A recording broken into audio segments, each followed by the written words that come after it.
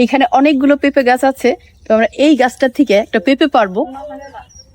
এই যে পেঁপের সাদা সাদা কষ, না এটা শক্ত শক্ত, পেঁপের উপরে একটু ধুলা জমছে, এখন তো শুকনা কাল। এইটা কিন্তু পাকছে, এটা একটু নরম নরম কিন্তু বোঝা যাচ্ছে না।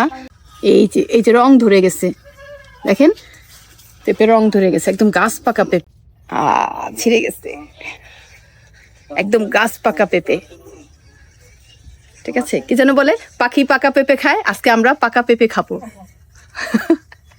দেখেন পেঁপেটা কি সুন্দর পাকা, একদম মাঝখান দিয়ে ফালা করলে, হ্যাঁ এই কি সুন্দর।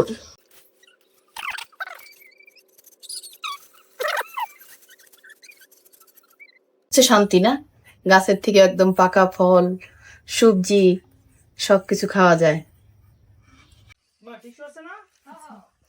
এই যে পাকা পেঁপে আমি যেটা গাছ থেকে পারলাম, এটা আমি এখন খাবো। কোনটা খাবো কোনটা খাবো, এটা খাবো।